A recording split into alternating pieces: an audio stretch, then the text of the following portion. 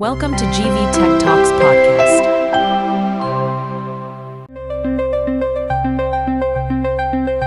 आज हम जीव विज्ञान की शायद सबसे बड़ी कहानी पर एक गहरी नजर डालने वाले हैं। एक नया जीवन कैसे बनता है? बिल्कुल। हमारे पास जो स्रोत हैं वे हमें इंसान के बनने की पूरी प्रक्रिया दिखाते हैं। मतलब एक कोशिका से लेकर एक पूरे इंसान के जन्म तक की यात्रा। और ये सिर्फ एक बायोलॉजिकल प्रोसेस नहीं है, ये अपने आप में एक कमाल की इंजीनियरिंग है। हाँ, तो आज हमारी कोशिश यही रहेगी कि इस जटिल प्रक्रिया की परतों को धीरे धीरे खोला जाए और उन हैरान करने वाली जानकारियों को सामने लाया जाए। जो ये दिखाती हैं कि प्रकृति का ये सिस्टम कितना अद्भुत है। बिल्कुल। तो चलिए फिर शुरू करते हैं पुरुष प्रजनन प्रणाली से। यहाँ एक बात जो मेरे दिमाग में सबसे पहले आती है और जो सोर्सेज में भी बताई गई है वो एक पहेली जैसी लगती है। क्या? कि वृषण यानी टेस्टिस शरीर के अंदर क्यों नहीं होते? उन्हें बाहर एक थैली में रखने का क्या कारण है? ये सवाल बहुत अच्छा है क्योंकि इसका जवाब ही आप कह सकती हैं पूरी प्रक्रिया की नींव है। अच्छा, इसका सीधा संबंध है तापमान से। स्क्रोटम यानी वो थैली जिसमें वृषण होते हैं, वो शरीर के मेन टेम्परेचर से लगभग 2 से 2.5 डिग्री सेल्सियस ठंडा तापमान बनाए रखती है। ओह, बस इतना सा फर्क? हाँ, पर ये मामूली सा फर्क शुक्राणु मतलब स्पर्म बनाने के लिए बेहद जरूरी है। शरीर की जो ज्यादा गर्मी है वो इस प्रक्रिया को नुकसान पहुंचा सकती है। तो असल में ये प्रकृति का एक बहुत ही स्मार्ट डिजाइन है। मतलब ये एक तरह का नेचुरल एयर कंडीशनिंग सिस्टम है। एग्जैक्टली। और ये सिस्टम काम भी बड़े पैमाने पे करता है। राइट। स्रोतों के मुताबिक वृषण के अंदर की नलियों में हर दिन करोड़ों शुक्राणु बनते हैं। हाँ, ये तो किसी विशाल फैक्ट्री जैसा है। हाँ, एक ऐसी फैक्ट्री जो सिर्फ उत्पादन ही नहीं करती बल्कि पुरुष सेक्स हार्मोन टेस्टोस्टेरोन भी बनाती है। और एक बार जब शुक्राणु बन जाते हैं तो उनकी एक लंबी और बहुत व्यवस्थित यात्रा शुरू होती है। इसे आप एक लॉजिस्टिक्स नेटवर्क की तरह समझ सकते हैं। लॉजिस्टिक्स नेटवर्क, ये दिलचस्प है। इसे थोड़ा और समझाइए। देखिए, शुक्राणु पहले एक असेंबली लाइन में बनते हैं जिसे सेमिनिफेरस ट्यूब्यूल कहते हैं। ठीक है। फिर वहां से वे एक तरह के ट्रेनिंग और स्टोरेज सेंटर में जाते हैं, एपिडिडमिस। ये एक बहुत ही घुमावदार ट्यूब होती है जहां वे पूरी तरह मैच्योर होते हैं और तैरना सीखते हैं। अच्छा, तो वहां उनकी ट्रेनिंग होती है? हाँ, और जब वे तैयार हो जाते हैं तो उन्हें एक लंबी ट्यूब वास डेफरेंस के जरिए आगे भेजा जाता है। और इस यात्रा में वो अकेले नहीं होते। मैंने पढ़ा कि कुछ ग्रंथियां भी उनकी मदद करती हैं, एक पिट स्टॉप क्रू की तरह। बिल्कुल सही शब्द इस्तेमाल किया। हाँ। सेमिनल वेसिकल्स, प्रोस्टेट और काउपर्स ग्रंथियां मिलकर एक खास तरल पदार्थ बनाती हैं। ये तरल पदार्थ, जिसे सेमिनल प्लाज्मा कहते हैं, शुक्राणुओं का सपोर्ट सिस्टम है। सपोर्ट सिस्टम मतलब यह उन्हें ऊर्जा देता है, उन्हें सुरक्षित रखता है और उस रास्ते को साफ करता है जहां से उन्हें गुजरना है, यानी मूत्रमार्ग। हाँ, मूत्रमार्ग में मौजूद किसी भी एसिडिटी को खत्म कर देता है। शुक्राणु और ये तरल पदार्थ मिलकर ही वीर्य यानी सीमन बनाते हैं। तो ये सिर्फ शुक्राणु नहीं है बल्कि उनके साथ उनका पूरा जीवन रक्षक दल चलता है। वाह! अब अगर हम एक अकेले शुक्राणु को देखें तो उसका अपना डिजाइन भी किसी छोटे से रॉकेट जैसा लगता है। हाँ, ये इंजीनियरिंग का एक छोटा सा चमत्कार है। इसके 3 मुख्य हिस्से हैं और हर हिस्से का काम एकदम सटीक है। सबसे आगे है सिर, जिसमें एक्रोजोम नाम की एक टोपी होती है। ये एक तरह का ड्रिलिंग टूल है जिसमें ऐसे एंजाइम होते हैं जो अंडे की दीवार को भेदने में मदद करते हैं। और सिर के अंदर ही न्यूक्लियस होता है जिसमें पिता की सारी आनुवांशिक जानकारी होती है। और उसके पीछे है मध्य भाग। हाँ, जो उसका पावर हाउस या इंजन है। इसमें माइटोकॉन्ड्रिया भरे होते हैं जो पूंछ को चलाने के लिए ऊर्जा पैदा करते हैं। और अंत में पूंछ जो उसे आगे धकेलती है। बिल्कुल, किसी मोटर बोट के प्रोपेलर की तरह। यहाँ स्रोतों में एक बात पढ़कर मैं सच में चौंक गया। ये सिर्फ संख्या का खेल नहीं है। नहीं, प्रजनन क्षमता के लिए एक बहुत सख्त क्वालिटी कंट्रोल भी होता है। हाँ, ये बहुत महत्वपूर्ण बात है। सामान्य प्रजनन क्षमता के लिए लाखों करोड़ों शुक्राणुओं में से कम 60% का आकार और बनावट एकदम सही होनी चाहिए। 60%? जी, और उन 60% में से कम 40% को तेज धावक होना चाहिए। मतलब मतलब उनमें तेजी से आगे बढ़ने की क्षमता होनी चाहिए। तो ये सिर्फ एक भीड़ नहीं है, ये एक ओलंपिक टीम की तरह है। हाँ हाँ, कह सकते हैं। करोड़ों में से कुछ ही चुने जाते हैं जो आकार और गति दोनों में परफेक्ट हों। ये तो प्रकृति का अपना ही एक बहुत मुश्किल क्वालिफाइंग राउंड है। बिल्कुल, और ये दिखाता है कि निषेचन की प्रक्रिया कितनी दकीक और चुनिंदा है। तो ठीक है, पुरुष प्रणाली में तो पूरी तैयारी हो चुकी है और बेस्ट कैंडिडेट भी चुन लिए गए हैं। लेकिन कहानी का दूसरा और उतना ही महत्वपूर्ण आधा हिस्सा भी बाकी है। सही बात है। जहां इस यात्रा की मंजिल है, वहां भी तो एक अलग तरह की तैयारी चल रही होती है। एकदम सही। अब बात करते हैं महिला प्रजनन प्रणाली की। जी हाँ, जहां जीवन की नींव रखी जाती है।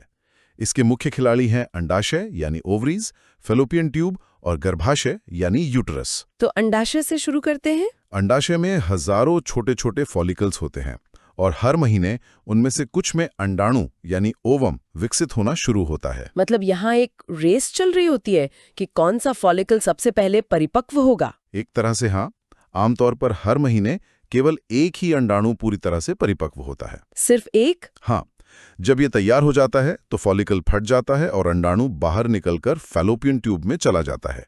इसी प्रक्रिया को ओव्यूलेशन कहते हैं। और ये पूरी कहानी का सबसे महत्वपूर्ण मोड़ है। बिल्कुल, क्योंकि यही वो जगह है, फैलोपियन ट्यूब, जहां शुक्राणु की मैराथन खत्म होती है। ये फिनिश लाइन है। और यहीं पर निषेचन का वो जादुई क्षण होता है। लाखों शुक्राणुओं में से जो इस लंबी और मुश्किल यात्रा को पूरा कर पाते हैं, उनमें से केवल एक ही अंडाणु में प्रवेश करने में सफल होता है। सिर्फ एक? बस एक। जैसे ही ऐसा होता है, एक नई कोशिका बनती है जिसे जाइगोट कहते हैं। इसमें माँ और पिता दोनों की आनुवंशिक जानकारी होती है। और जाइगोट बनने के बाद क्या होता है? क्या वो वहीं रुक जाता है? बिल्कुल नहीं, वो एक पल के लिए भी नहीं रुकता। वो फैलोपियन ट्यूब से गर्भाशय की ओर अपनी यात्रा शुरू कर देता है और रास्ते में ही विभाजित होना शुरू कर देता है। मतलब 1 से 2, 2 से 4? हाँ, एक कोशिका से 2, 2 से 4, 4 से 8, यह प्रक्रिया लगातार चलती रहती है। जब तक ये गर्भाशय तक पहुंचता है, ये कोशिकाओं का एक छोटा सा गोला बन चुका होता है। और इस बीच गर्भाशय भी इस मेहमान के स्वागत की तैयारी कर रहा होता है ना? हाँ, गर्भाशय की अंदरूनी दीवार, जिसे एंडोमेट्रियम कहते हैं, हर महीने खुद को तैयार करती है। ये मोटी, नरम और खून की नलियों से भरपूर हो जाती है, ताकि अगर भ्रूण आए तो उसे एक आरामदायक और पोषक घर मिल सके। बिल्कुल, ये एक तरह से एक नर्म बिस्तर तैयार करने जैसा है। और अगर निषेचन नहीं होता तो ये तैयारी बेकार चली जाती है। हाँ, और ये दीवार टूटकर मासिक धर्म के रूप में बाहर निकल जाती है। तो जब भ्रूण गर्भाशय में पहुंचता है तो वो इस तैयार बिस्तर यानी एंडोमेट्रियम में खुद को स्थापित कर लेता है। इसे इम्प्लांटेशन कहते हैं। जी। और यहीं से गर्भावस्था की असली शुरुआत होती है। इम्प्लांटेशन के बाद भ्रूण के चारों ओर कई जीवन रक्षक प्रणालियां विकसित होने लगती हैं, जो उसे अगले 9 महीनों तक सुरक्षित और पोषित रखेंगी। जिसमें सबसे महत्वपूर्ण है प्लेसेंटा। हाँ, सबसे महत्वपूर्ण और सबसे जटिल है प्लेसेंटा का निर्माण। अच्छा, प्लेसेंटा। एक बात जो मुझे स्रोतों में पढ़कर बहुत हैरानी हुई, वो प्लेसेंटा के बारे में थी। मुझे हमेशा लगता रहा कि माँ और बच्चे का खून किसी तरह मिल जाता है, लेकिन ऐसा बिल्कुल नहीं है ना? ये एक बहुत आम गलतफहमी है और ये जानना बहुत जरूरी है कि ऐसा नहीं होता। अच्छा। माँ और बच्चे का खून कभी भी सीधे तौर पर नहीं मिलता। प्लासेंटा एक बहुत ही स्मार्ट और हाईटेक फिल्टर की तरह काम करता है। फिल्टर की तरह? हाँ, ये भ्रूण और माँ दोनों के टिश्यू से बनता है।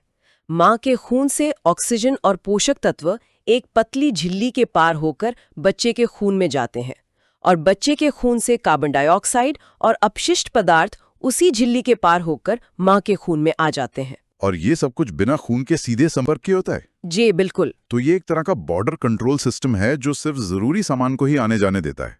ये सिस्टम कब तक पूरी तरह काम करने लगता है? गर्भावस्था के लगभग 12वें सप्ताह तक ये अद्भुत प्रणाली पूरी तरह से काम करने लगती है और बच्चे के लिए जीवन रेखा बन जाती है। और भी तो कुछ सुरक्षा कवच होते हैं, जैसे एमनियन। एमनियन एक थैली है जिसके अंदर एमनियोटिक द्रव भरा होता है। ये तो मैंने सुना है। ये बच्चे के लिए एक पर्सनल एयरबैग या शॉक एब्जॉर्बर की तरह काम करता है, जो उसे भारी झटकों से बचाता है।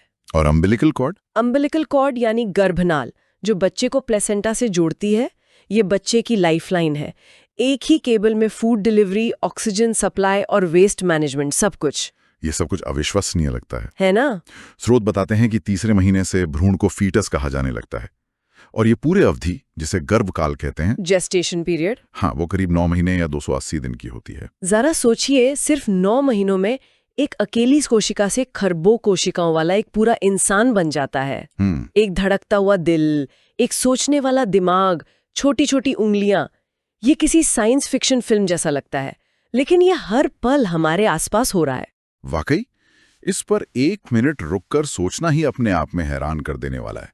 तो 9 महीने के इस अद्भुत विकास के बाद अब आता है इस कहानी का अंतिम अध्याय, जन्म। हाँ, 9वें महीने के अंत में बच्चे का सिर आमतौर पर नीचे की ओर गर्भाशय के मुंह यानी सर्विक्स की तरफ आ जाता है। वो अपनी पोजीशन ले लेता है। हाँ, जन्म की प्रक्रिया गर्भाशय की मांसपेशियों में एक लयबद्ध संकुचन से शुरू होती है, जिसे प्रसव पीड़ा या लेबर पेन कहते हैं। और ये संकुचन धीरे धीरे मजबूत होते जाते हैं ना? हाँ, समय के साथ ये और मजबूत और नियमित होते जाते हैं। इनका काम बच्चे को धीरे धीरे योनि के रास्ते बाहर की दुनिया में धकेलना होता है। और इस प्रक्रिया के दौरान एमनियोटिक थैली का क्या होता है? वो फट जाती है और उसका तरल पदार्थ बाहर आ जाता है, जिसे आम भाषा में पानी टूटना कहते हैं। समझ गया। और फिर जन्म के बाद अम्बिलिकल कॉर्ड का क्या होता है? बच्चे के जन्म के तुरंत बाद डॉक्टर गर्भनाल को काटकर बांध देते हैं। बच्चे के पेट पर जो छोटा सा टुकड़ा बचता है वो कुछ दिनों में सूखकर गिर जाता है। और जो निशान छोड़ जाता है वही हमारी नाभि है। यह इस बात की निशानी है कि हम कभी अपनी माँ से सीधे जुड़े हुए थे। लेकिन कहानी यहाँ खत्म नहीं होती। नहीं, बच्चे के जन्म के कुछ देर बाद गर्भाशय में फिर से संकुचन होता है ताकि प्लेसेंटा, जिसे आफ्टर बर्थ भी कहते हैं, बाहर आ सके। अच्छा, वही बार आता है। हाँ, और ये बहुत जरूरी है कि पूरा प्लेसेंटा बाहर आ जाए। स्रोतों में एक और बहुत खास बात का जिक्र है जो अक्सर नजरअंदाज हो जाती है। ये बच्चे के पहले पोषण से जुड़ी है, कोलोस्ट्रम। हाँ, ये प्रकृति का पहला तोहफा है। पहला तोहफा। जन्म के बाद पहले कुछ दिनों तक माँ के स्तनों से जो पीला गाढ़ा तरल पदार्थ निकलता है वो कोलोस्ट्रम है।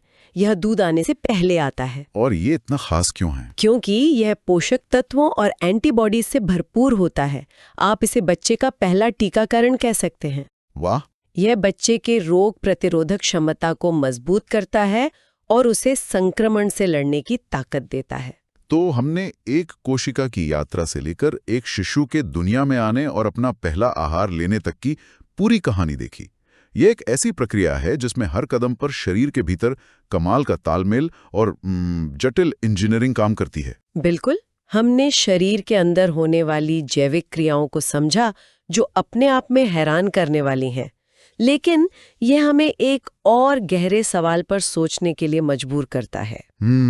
हमारे स्रोतों ने इस प्रक्रिया के कैसे पर ध्यान केंद्रित किया, पर यह सोचना भी जरूरी है कि माँ का स्वास्थ्य, उसका खान पान और यहाँ तक कि उसके आसपास का माहौल, ये सभी चीजें इस नाजुक और जटिल विकास की प्रक्रिया पर किस हद तक और कैसे असर डाल सकती हैं। सही बात है। यह एक ऐसा पहलू है जिस पर आगे और भी सोचा जा सकता है।